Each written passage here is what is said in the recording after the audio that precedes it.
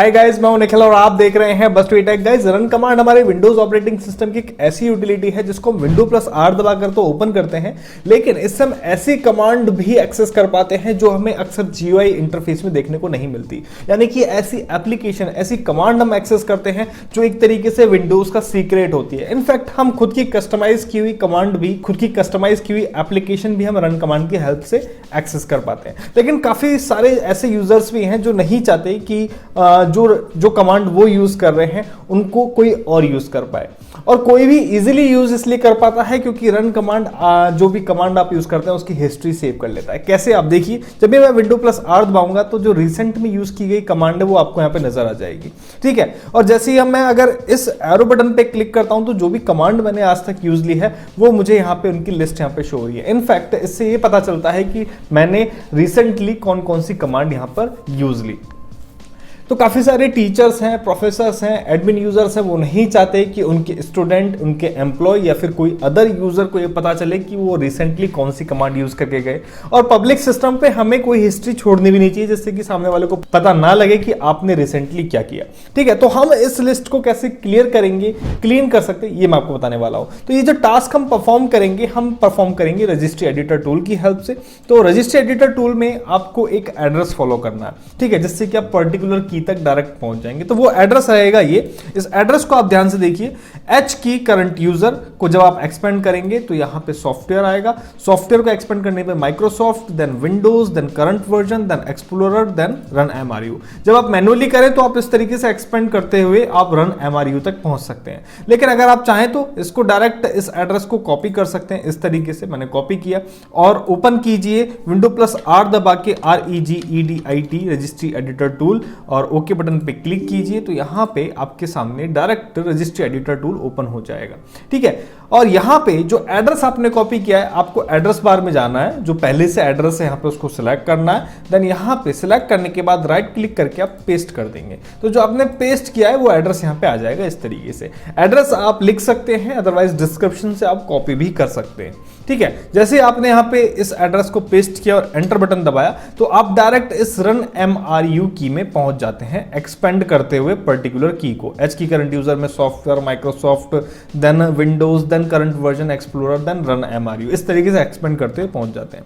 अब right hand side में आप यहां पे देखिए ABCDEFGHI इस तरीके से लिस्टिंग यहाँ पे बनी हुई है जो आपने जो एप्लीकेशन है वो कमांड की हेल्प से यूज किया। आप देख सकते हैं यहाँ पे winword, REGIDT, notepad, control, excel, P brush, CMD, जो भी मैंने रजिस्ट्रीज यहाँ पे यूज की है उनकी लिस्ट कंप्लीटली मेरे सामने आ गई है। और यहाँ पे एक बहुत ही खास लिस्ट आपको यहाँ पे देखने को मिल रही है, MRU लिस्ट, जिसके अंदर यहाँ पे ये सभी लेटर्स आप देख रहे हैं, ABCDEFGHIJKLM और जो भी Z तक है, Z तक जो भी है लेटर्स, वो आपको यहाँ पे देखने को मिल रहे हैं। इसका मतलब क्या है, अगर आप यहां से सभी कीज डिलीट कर देते हैं, सपोज ये सिलेक्ट किया मैंने और राइट क्लिक करके अगर मैं डिलीट कर देता हूं तो यहां से सारी हिस्ट्री डिलीट हो जाएगी। ठीक है, और दूसरा एक और तरीका यहाँ पे एक आपके पास स्पेशल की मिली हुई है, MRU लिस्ट। इसको जब आप ओपन करेंगे तो यहाँ पे आप देख रहे हैं कि यहाँ पे अल्फाबेट्स लिखे हुए हैं, ये सभी अल्फाबेट्स यहाँ पे लिखे हुए हैं। अगर आप इनको भी डिलीट कर देते हैं, मैंने इसको सिलेक्ट किया और कंट्रोल X मैंने कर लिया, ठीक है, सपोज, और ओके कर दिया।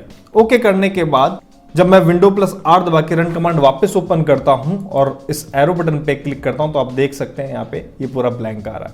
ठीक है, इसका मतलब क्या हुआ, अगर मैं MRU लिस्ट को ब्लैंक कर देता हूं तो मेरी सारी जो लिस्ट है वो क्लीन हो जाएगी। ठीक है, इनफैक्ट अगर आप चाहते हैं कि यहाँ पे पर्टिकुलर कुछ ही जो डेटा है वो डिलीट होना चाहिए तो आप पर्टिकुलर डेटा भी डिलीट कर सकते हैं। सपोज अगर आप चाहते हैं कि भाई नोटपैड की तो शो हो ले, कोई दिक्कत नहीं मुझे, अगर मैं यहाँ पे C टाइप रहने दूं और ओके कर दूं तो यहाँ पे मुझे नोटपैड शो होता रहेगा। जैसे सपोज मैं वापस से विंडो प्लस आर दबाता हूं तो यहाँ पे मुझे नोटपैड, आप देख रहे हैं, शो होता रहेगा।